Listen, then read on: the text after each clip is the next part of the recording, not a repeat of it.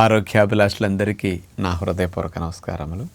ఏజ్తో పాటు ఆరోగ్య సమస్యలు పెరుగుతూ ఉన్నాయి. ఈ వయసు ఆ వయసు అనే కాదు, ఈ సంవత్సరం ఉన్న ఆరోగ్యం నెక్స్ట్ ఇయర్ కనిపించట్లేదు.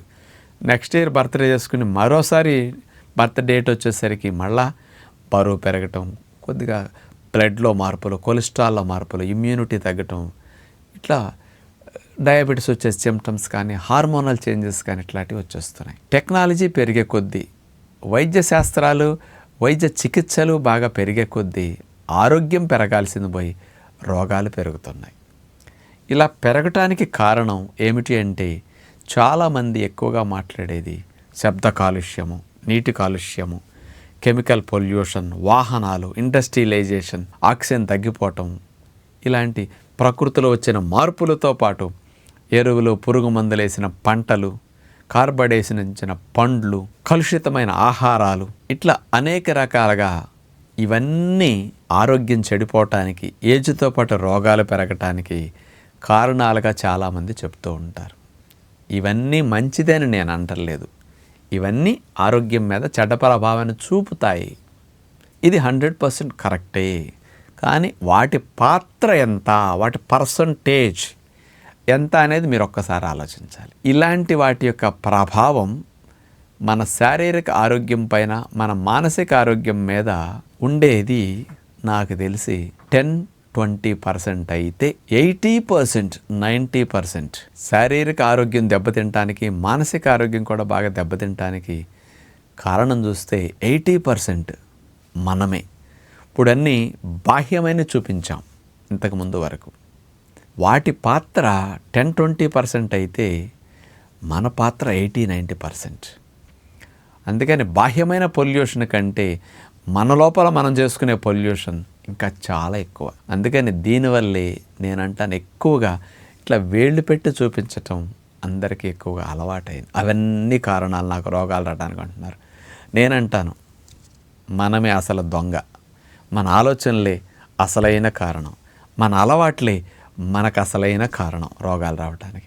మన జీవనశైలి మొత్తం మనకి రోగాలు పెరగటానికి, ఏజ్తో పాటు బాధల మార్పు రావడానికి కారణం మనమే. అందుకని మన పాత్ర ఇంత పెట్టుకుని బయట వాటి మీద నిందలేయటం, ఎక్కువ వేసిన ప్రయోజనం సున్నా, లాభమేముండదు. అన్నీ మార్చటం మన చేతిలో లేదు, మన మార్చుకోవడం మన చేతిలో ఉంది. అందుకని సాధ్యమైనంత వరకు మనం కోల్పోతున్న ఆరోగ్యాన్ని తిరిగి పొందాలంటే, మానసిక ప్రశాంతతని కాస్త ఎక్కువ, సంతోషాన్ని పెంపొందించుకోవాలి అంటే మనం మారాలి, మన అలవాట్లను మార్చుకోవాలి. అందుకని దీని మీద మీరు కాన్సన్ట్రేట్ చేయండి. మీ ప్రతిరోజు ఫోకస్ ఇట్లా మీరు ఇంటర్నల్గా ఇట్లా చేయండి. ఎంత చేంజ్ వస్తుందో కొన్ని నెలల్లో గమనించుకోండి, ఎన్ని అద్భుతాలు జరుగుతాయో. మీరు ఈ సంవత్సరం బర్త్డే అయిపోయింది, మళ్ళీ నెక్స్ట్ ఇయర్ బర్త్డే వచ్చేలోపు ఇలాంటి చేంజెస్, మిమ్మల్ని మీరు మార్పు తెచ్చుకునే ప్రయత్నం చేసి చూడండి, ఎన్ని మార్పులు వస్తాయో.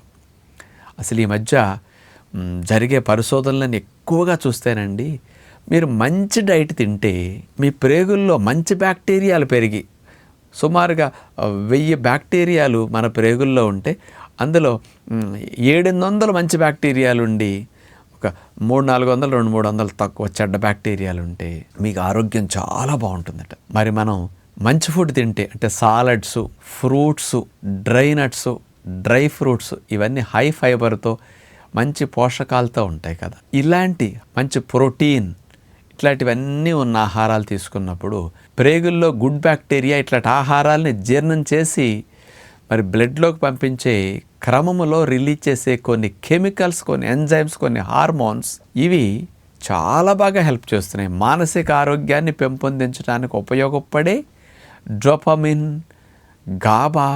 డోపమిన్ 50% పైన ప్రేగుల్లో తయారవుతుందట. సెరటోనిన్ 92% పైన ప్రేగుల్లో తయారవుతుంది. గాబా కూడా ఫుడ్స్లో చాలా ఉంటుంది.